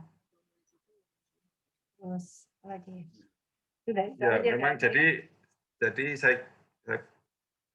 kita melihat bahwa bagaimana si Ali juga perlu ditantang juga ya, bahwa pernikahan itu tidak hanya sebatas apa tadi, cantik, masak, rajin. Ada yang suka masak, rajin, tapi begitu menikah jadi nggak suka masak dan nggak rajin lagi. Nah, masih rajin Pak. Bagaimana? Masih rajin masak. Jadi pernikahan juga tidak hanya diisi dengan yang tadi lumayan cantik. Kecantikan itu maksimal mungkin saat pernikahan kali ya. Tapi kan ketertarikan itu dilihat dari mata ya. Jadi maksudnya Tuhan juga memberikan, mungkin laki-laki akan melihat gitu ya, kalau wanita itu cantik ya dia tertarik gitu ya. Nah, ya salah satu tanda mungkin gitu ya. Ya, saya minta Ali dan Susi ikut Bina Pranikah di GKI Depok. Itu Ali dan Susi kita bantu untuk meneropong cintanya itu sebatas hal-hal fisik atau cintanya sehidup semati. Nah, baru setelah itu barulah kita bisa menolong Ali dan Susi untuk bisa menghadapi masing-masing orang tuanya. Saya kira ini juga kalau memang mereka bersungguh-sungguh, kita berikan nasihat pada Ali dan Susi untuk menyatakan itu kepada orang tuanya. Bahwa seperti tadi, Bu, Pak, Susi ini pasanganku yang baik. Kebetulan Bu, Pak, Ali ini aku cocok dengan dia karena hatinya, karena kesungguhannya mengikut Tuhan, dan lain sebagainya. Kebetulan saja dia S3. Ya, dengan demikian kita membantu orang tua itu untuk tidak fokus kepada hal-hal bonus seperti gelar, seperti kecantikan, seperti hobi yang saat pacaran itu memang kelihatan maksimal di hidup pacarnya masing-masing. Baik, itu yang karena kita pada prinsipnya di firman Tuhan tadi kembali dinyatakan bahwa kehidupan setelah pernikahan itu menjadi tanggung jawab pasangan itu sendiri. Karena intinya tadi adalah berpisah ya. Jadi ini kami sangat tekankan ketika membina pernikahan itu mungkin setelah menikah mereka akan ada yang hidup masih bersama dengan orang tuanya, bagaimana mereka bersikap berpisah meskipun masih hidup bersama. Masih berhidup bersama dengan orang tuanya. Baik, kita ke refleksi pribadi.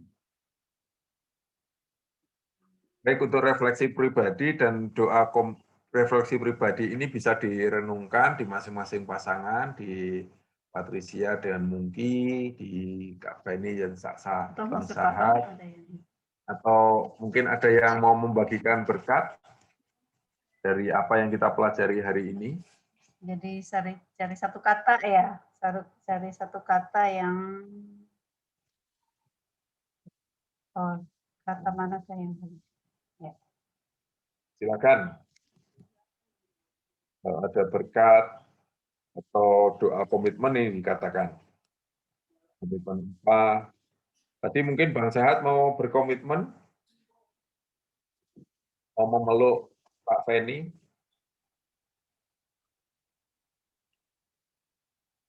Saya sih sering meluk, Pak. Merangkul, Ding, merangkul. Saya sih sering rangkul, cuman dia kadang nggak mau, capean lah apalah. Apalagi kalau lagi marah gitu, Pak, susah. Dia didiamin aja katanya. Jadi maunya kalau si saya itu kalau misalnya diam-diam gitu, jangan diinin, udah biarin aja dulu, ntar pasti adem sendiri gitu, Pak. Jadi kayaknya beda-beda kalau penanganannya ya.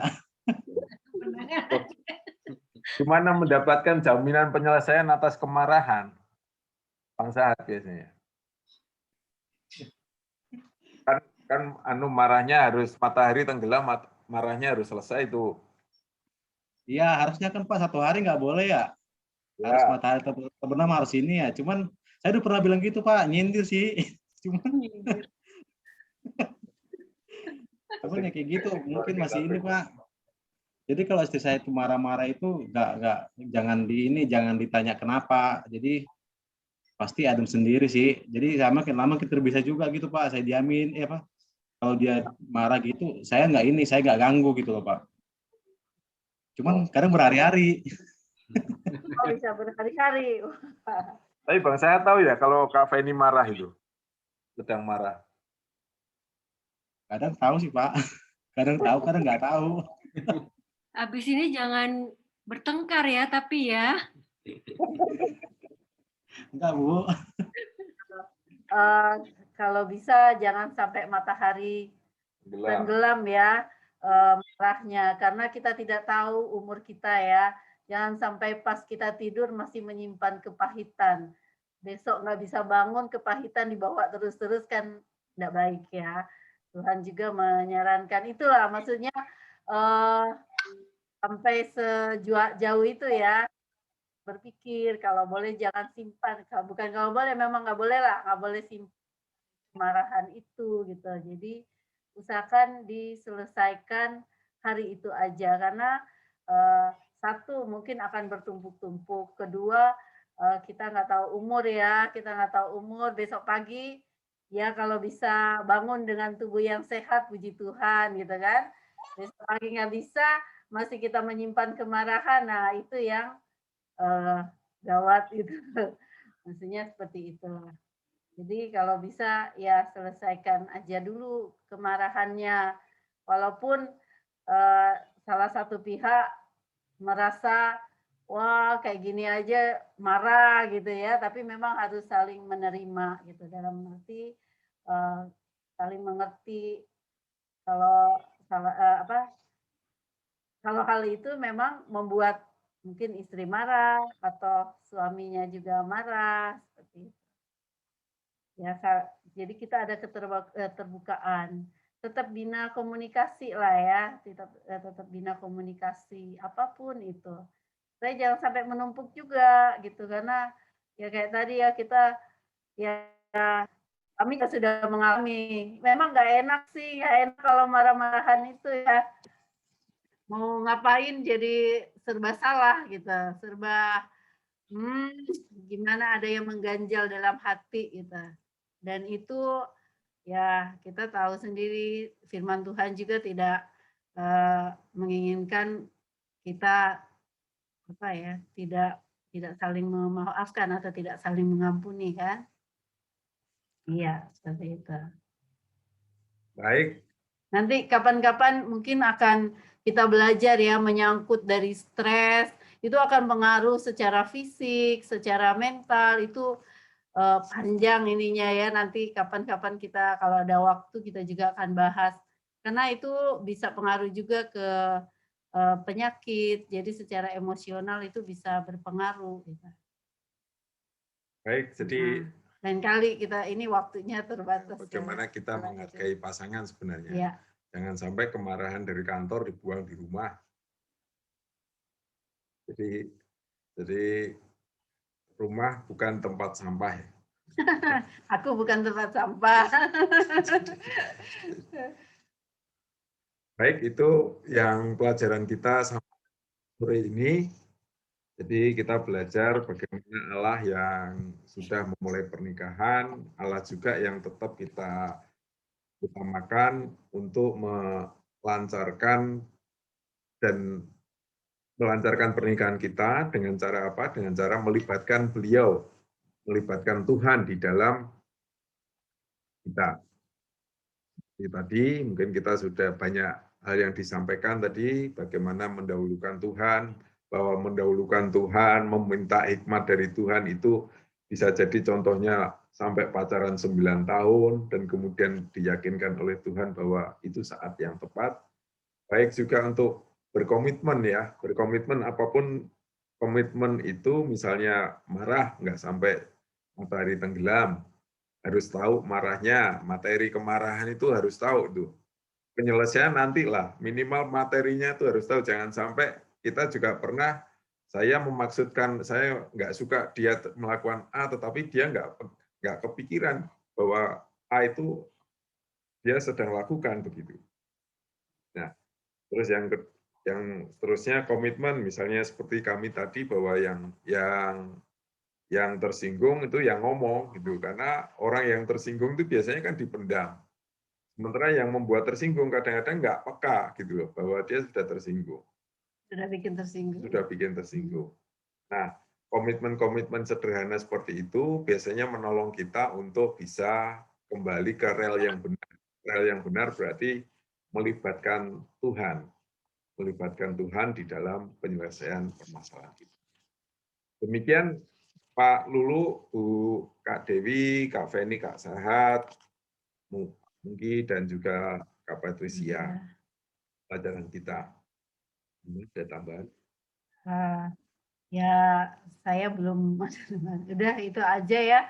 Nanti yang penting kita berdoalah sama Tuhan. Masing-masing keluarga memang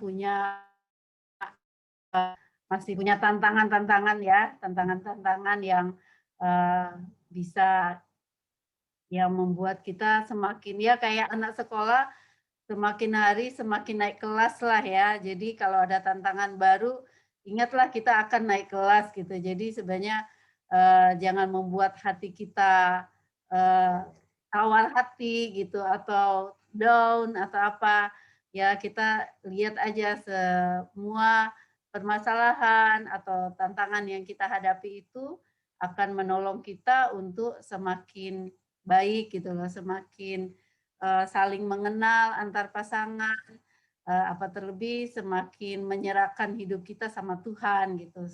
Jadi ya apapun masalah itu tetap bawa sama Tuhan dan tetap memperbaiki hubungan satu dengan yang lain supaya keluarga kita adalah keluarga yang tetap dalam rancangan Tuhan seperti yang telah kita pelajari tadi.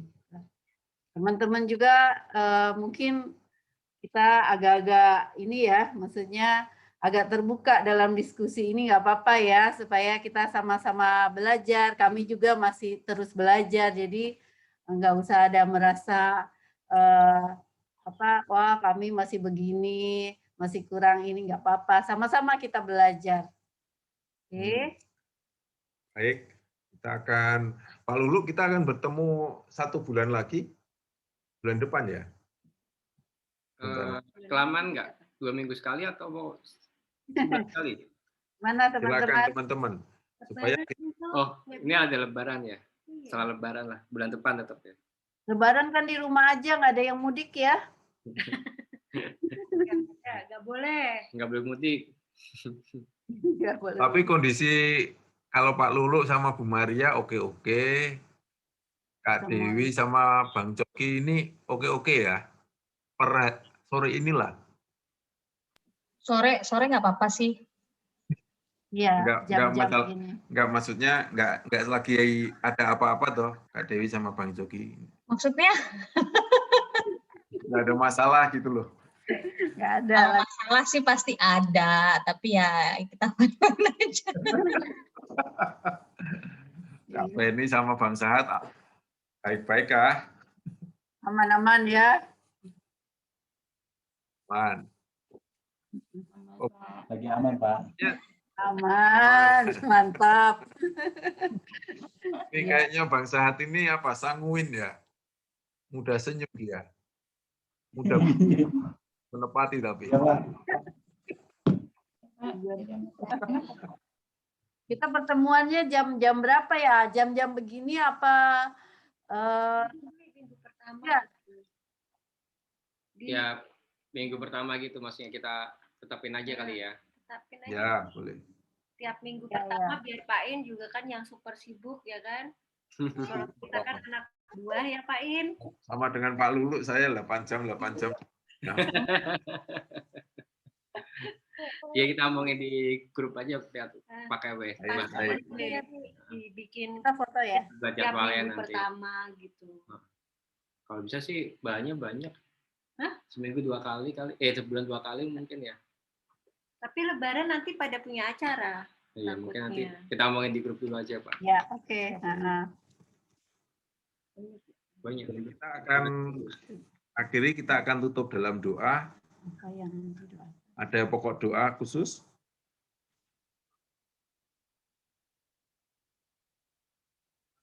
Bang Sahat tidak sedang marahan toh dengan Kak Feni? Saya nggak pernah marah, Pak. Enggak lah, senyum-senyum dua-dua. Baik, kalau enggak ada, Bu Maria, mohon bisa ditutup dalam doa. Saya Pak, Ya, ada doa khusus nggak ada kah? tidak ada. Doa khusus untuk saling terbuka atau saling apa? Ya, baiklah. Mari kita bersatu dalam doa. Allah Bapa kami yang bertahta dalam kerajaan surga yang mulia, puji syukur Tuhan kami boleh Engkau kumpulkan dalam KTB daring sore hari ini Bapa. Tuhan telah turut hadir di tengah-tengah kami. Tuhan sendiri yang menolong kami, membantu kami, untuk kami bisa saling belajar, untuk kami bisa saling sharing, untuk kami bisa saling menguatkan. Allah Bapa, kiranya Engkau menilik satu demi satu keluarga, kami masing-masing, keluarga Bapak Indarto dengan Bu Eva, keluarga Bu Feni dengan Pak Sahat, keluarga Kak Dewi dengan Pak Coki, keluarga Pak Mungki dengan Bu Patricia, dan juga keluarga Lulu dengan Maria Bapak. Tuhan tahu setiap pergumulan dari rumah tangga kami masing-masing. Biarlah kiranya Tuhan turut campur tangan di dalamnya. Biarlah kami tetap mengutamakan Tuhan di dalam setiap permasalahan hidup kami. Biarlah kami tetap mengutamakan Tuhan di setiap aspek permasalahan kehidupan kami yang mungkin selalu ada di dalam kehidupan kami. Biarlah kami Engkau tolong, kami bisa saling mensupport pasangan kami bisa saling memberikan kasih kami. Biarlah kiranya Tuhan senantiasa mengingatkan kami bahwa Tuhan terlebih mengasihi kami. Dan kami pun harus saling mengasihi pasangan kami, juga anak-anak kami. Kiranya Tuhan menolong setiap permasalahan yang ada, pergumulan yang ada. Tuhan titik satu demi satu, Tuhan berikan kesehatan kepada kami semua. Bapa, bila mana teman-teman kami yang tidak dapat hadir, kiranya Tuhan juga akan pilih Pak Mangasi berserta keluarga, juga Pak Stanley berserta keluarga, dan juga Bu Meta berserta keluarga. Tuhan juga akan tolong mereka. Tuhan sendiri yang hadir di tengah-tengah keluarga kami, Tuhan. Terima kasih Tuhan, terima kasih. Kiranya kami juga dapat Engkau pertemukan kembali di bulan depan, biar kami bisa saling belajar, saling menguatkan kembali. Terima kasih Bapak untuk waktu ini, terima kasih untuk teman-teman kami, terima kasih untuk komunitas kami ini. Ampuni segala dosa dan kesalahan kami Bapak, hanya di dalam satu nama Tuhan Yesus Kristus kami serahkan doa ini. Haleluya. Amin. Amin. Kita foto ya. Iya, foto dulu. Foto. Kamera dong. Lihat kamera. Dirangkul dong. Pak Mungki. Dirangkul dong. Saya lagi di jalan, backgroundnya nggak enak. Dipegang. Masa aku yang ngerangkul? Mungkin Iya, yang penting Bu Patricia mana? Sama, kita lagi di jalan, backgroundnya nggak enak. Pak Coki mana? Kak Dewi, Pak Coki. Lagi jemput bocah di rumah mertua. Pak Dewi pakai pita. Gitu. Ulangi kali Ya, dia. bentar sekali lagi. Tunggu. Ada yang nggak fokus bapaknya nih. 1, 2. Jadi lihat sini. Udah itu loh. 3. Sudah? Udah. Oh, nggak kerasa lagi? Udah. Ya. Nggak berasa. Ya. Iya, kita juga males makanya saya pegang ini. Terima kasih. Terima kasih semua. Terima kasih Pak Ibu. Sehat semua. Ya, sama-sama. Sehat selalu. Sampai ketemu. Kak Feni. Feni, Bang Sahat, lalu. Terima kasih semua, Pak dan keluarga, Pak Indarto dan keluarga, Pak Feni dan keluarga. Sampai berjumpa. Tuhan berkati. Tuhan berkati semua. Izin. Ya. Kita mau makan dulu ya?